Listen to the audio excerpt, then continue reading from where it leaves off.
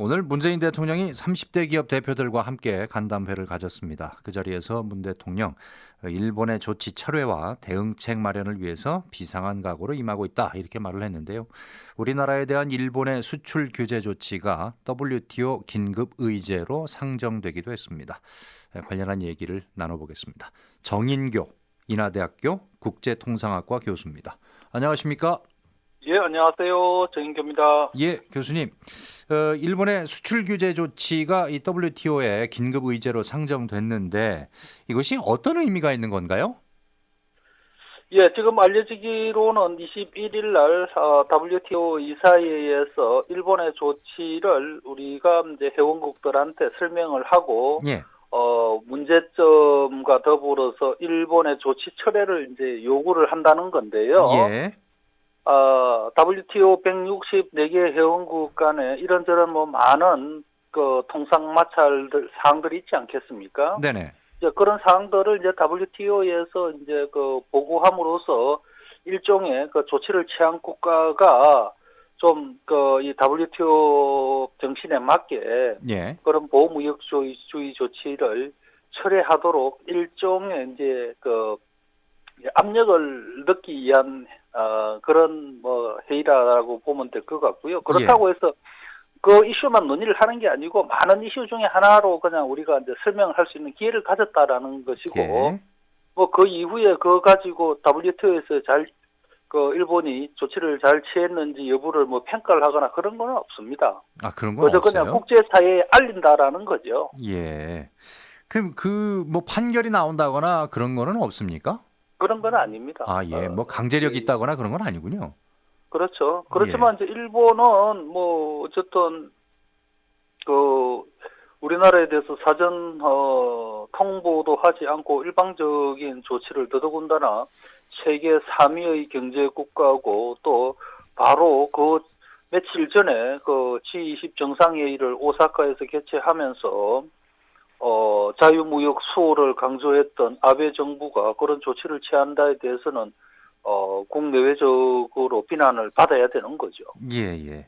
지금 그런 가운데 일본은 지금 문 대통령이 요구한 이 보복 철회 요구를 거부를 했고요. 또 거기에 더해서 일본이 얘기하는 삼국 중재안 구성에 응하지 않으면은 추가 보복을 하겠다.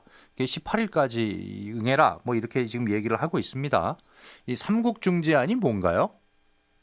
예, 이제 그 중재안이라는 거는 이제 65년도에 우리가 이제 그 일본하고 국교 정상화를 하면서 일종의 이제 이 합의를 한 이제 문건이 있는데요. 예, 청구권 협정이라고 하는 청구권 그거 협정이라고 예. 있죠. 근데 이제 거기에 보면은 어쨌든 무슨 청구권 소멸 여부는 별도로 하더라도 앞으로 이런 문제 관련해서 예.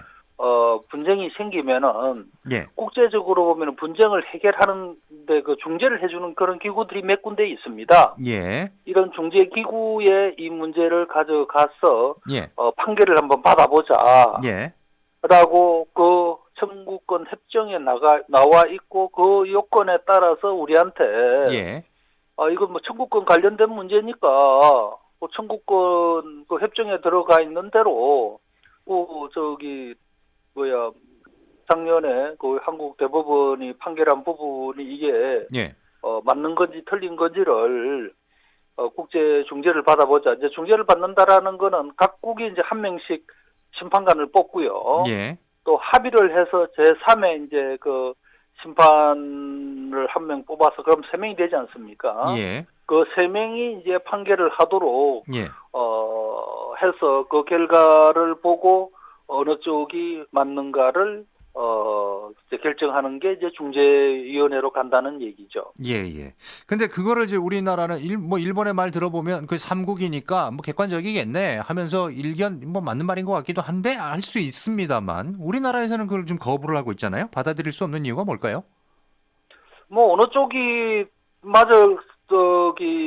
옳다고 평가를 받을지는 그거는 아무도 알 수가 없는 거고 해봐야 아는 거고. 예. 이제 우리 입장에서는 아무래도 이제 부담이 되는 게, 예. 대법원 판결이 만약에 틀렸다라고 중재위원회에서 결정하는 경우에 예. 그러면 국내적으로 상당히 그 후폭풍이 크지 않겠습니까? 그렇죠. 뭐 그런 거를 아마 우리가 100% 이길 자신이 있다고 그러면 안 나갈 이유가 없겠죠. 예.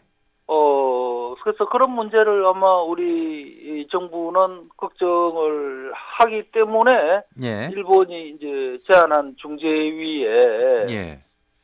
대한 답을 지금 주지 못하고 있는 것이죠. 예. 그러니까 지금 이제 이 정리를 해보면 일본은 한일 청구권 협정으로 배상 청구권이 소멸됐기 때문에 우리 대법원의 판결이 국가 간의 약속을 저버린 것이다. 이런 입장인 것이고요.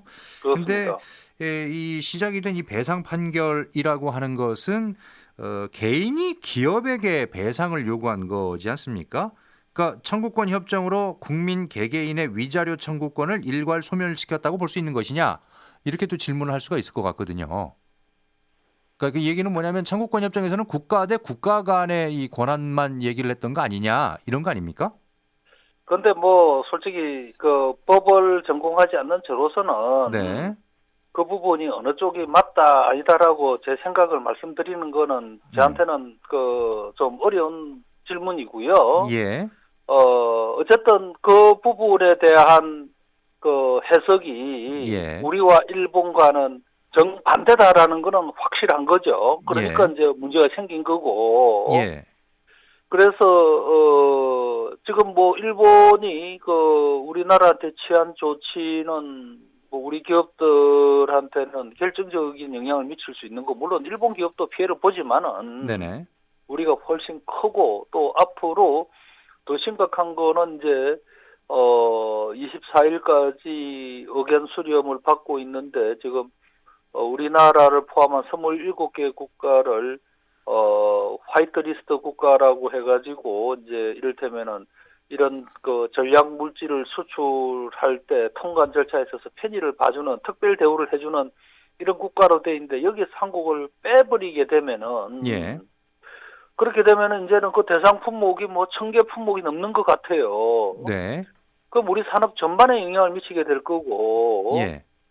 그래서 우리로서는 그런 거를 전부 따지면서 뭐 일본과 소위 뭐 맞대응을 할 만한 시간적 여유가 사실 없다. 네. 또 이거를 뭐 한일 간에 정치적으로 뭐 순탄했던 때는 거의 없었던 것 같고요. 예. 서로 간에 불만이 있더라도 이게 이제 어떤 그 정치적으로 관리해주는 이런 구도가 지금까지 유지가 되어 왔는데 예. 이제는 일본이 더 이상은 그렇게 못하겠다라는 거고 네. 또 그동안에 정경 분리 원칙을 양측이 다 견지를 해왔었는데 이제는 일본은 한국한테 따끔한 어떤 그런 압력을 행사하지 않으면은 이런 문제가 재발될 거라 해가지고 이러고 있기 때문에 우리가 예. 어떤 뭐 사법적 판단은 판단대로 지키면서 일본과의 문제를 해결하는 그런 지혜를 지금 발휘해야 된다라고 봅니다. 예. 2018년 11월 5일에 나온 저 기사를 보면은 일본의 이 변호사들도 아베가 좀 틀린 말을 했다 이런 얘기하면서 이 개인 청구권이 소멸되지 않았는데 국제법상으로도 피해자는 재판을 받을 권리가 있다라는 이런 견해도 밝히기도 했는데 이 부분 하여튼 좀 지켜봐야 될 것 같긴 합니다. WTO 제소를 하게 되면 뭐 승산이 있는 겁니까? 어떻습니까? 예, 이제 WTO 그 제소를 뭐 언제든지 할 수는 있습니다. 예. 할 수는 있는데 이제 문제는 예. 일본이 우리나라 수산물 분쟁에서 막판에 예. 그 패소를 함으로써 일본이 얼마나 뭐 당황했다라는 걸 우리가 많이들 알려져 있고 많이 예. 당황했다는 거는 그렇기 때문에 일본으로서는 WTO 제소에 걸리지 않도록 그 무역 조치를 이제 취하는 이제 그런 거를 고민을 했던 흔적이 나타나고 있습니다. 예. 또 한편으로는 지금 현재까지는 한국한테 수출을 안 하겠다라는 건 아니고, 예. 지금까지는 뭐 그냥 자 수출하고 나면은 그 물질이 관리가 잘 되겠지 생각하고 특별 대우를 해줬지만은 네. 이제는 좀 꼼꼼히 살펴보겠다라는 예. 것이니까 그러니까 뭐 이게 무슨 무역에 결정적으로 영향을 줬다라고 아직은 하기는 어려운 단계다. 두 번째는 이제 WTO 협정 중에 하나가 이제 가트라는 게 있는데 가트 제21조에 보면은 예. 어떤 WTO 회원국이든 간에 안보상의 위협이 있거나 이랬을 경우에는 무역 규제를 할 수 있도록 허용을 하고 있습니다. 예. 그러면 이제 문제는 그럼 안보상의 위협이 뭐 때문에 있는지를 명확하게 밝혀줘야 되는데. 밝혀줘야 되는 의무를 WTO에서는 규정을 하고 있지 않습니다. 아, 네. 그냥 그래서 안보 규제를 상황이다라고 얘기만 하면 되는 거예요? 그렇죠. 규제를 하는 국가가 나는 그렇게 생각했어. 그러면 그걸로 끝이에요. 예. 그러니까 우리가 그 이상 그거를 추궁을 할 수 없기 때문에 예. 일본이 이제 명백하게 잘못했다라고 단언하기는 어렵다. 더더군다나 이제 일본이 불화수소 같은 이제 세계 그 수입 수출 규제를 하는 그 품목 중에 하나인 불화수소 같은 경우에는 이게 한국에서 북한으로 넘어갔다라는 그런 또 말도 안 되는 의혹도 또 제기를 하면서 네네. 결국은 이제 이렇게 쭉 얘기하는 걸 보면은 안보 문제다라는 거를 논리를 이제 강화를 시켜 나가고 있죠. 그 주장만 하고 있는 거죠. 최소 근거 제시도 없는 상태에서. 그런데 이제 우리 정부가 예. 말이죠. 일본이 그런 얘기를 어제 그게 뉴스에 나왔지 않습니까? 예. 그러면 우리 정부 당국에서 정말 외교부나 뭐 이런 데서 강하게 항의를 했어야 되는 거예요. 예. 우리는 떳떳하니까. 우리는 뭐 불화수소가 북한으로 갈 가능성은 뭐 없으니까. 예. 근데 그건 또 그냥 뭐 정부 큰 대응 없이 뭐 별다른 대응 없이 그냥 넘어가면서 가는 걸 보면서 예. 그 대응을 하려면 제대로 해야지. 그런 대응은 또 안 하고 뭐 또 다른 쪽으로 지금 뭐 예. 그 기업인들한테 하여튼 뭐 이런 이 일본과의 맞대응에 있어서 뭐 정부한테 뭐 힘을 실어 달라고 이렇게 얘기를 하기보다는 오히려 그게 더 빠른 길인 것 같은데 그건 안 해서 예. 조금은 좀 의아했습니다. 알겠습니다. 그럼 우리는 어떤 식으로 대응을 해야 됩니까? 정말 어려운 일이죠. 예. 뭐 간단하게 그냥 짧게 간단한 건 아니고요. 짧게 예. 말씀드린다면은 정치 외교적으로 불거진 문제이기 때문에 정치 외교적으로 풀 수밖에 없다.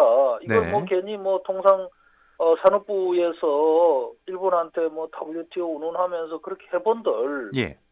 사실은 서로가 이렇게 바라보는 각이 다른 거예요. 예. 그래서 이제 우리 정부 입장에서는 꼭 무슨 뭐 이를테면 지금 현재 뭐 이 집권당뿐만 아니라 이 우리나라 전체 우리 국민들이 이제는 앞으로 일본과의 관계를 어떻게 가져갈 거냐, 예. 어떤 형태로 한일 관계를 형성해 나갈 거냐에 대한 어떤 진지한 이제 토론이나 고민이 있어야 될 것 같고, 예. 그 다음에 이제 강제징용뿐만 아니라 뭐 위안부 할머니들 포함해서 일제 시기에 일본 공권력으로부터서 이 고통을 당하신 분들 심정은 충분히 이해를 하는데 네. 그분들 얘기도 들어줘야 되고 그분들 입장도 이해를 해야 되지만 어쨌든 우리 사회가 이게 뭐 과거사 문제로 해가지고 국제 관계도 이렇게 뒤죽박죽 될 뿐만 아니라 또 국내 정치에 있어서도 과거사 문제가 이 우리 미래 발전을 저해하는 상황들이 생기고 있는데 네. 이런 문제에 우리가 문제를 슬기롭게 해결을 하지 못하면은 예. 이거는 정말 큰 어떤 그런 국가적 재난으로 이어질 수 있다라는 그런 생각이 들어서 이번 기회에 예. 단순히 무슨 뭐 지금 대법원 판결 그 건뿐만 아니라 네. 좀 근본적인 문제에 대한 성찰이 있어야 되겠다. 그러지 않으면 한일 문제는 풀리기 어렵다라는 생각입니다. 예. 알겠습니다. 오늘 말씀은 여기까지 듣도록 하겠습니다. 고맙습니다. 네, 감사합니다. 예. 지금까지 정인교 인하대 국제통상학과 교수와 얘기 나눠봤습니다.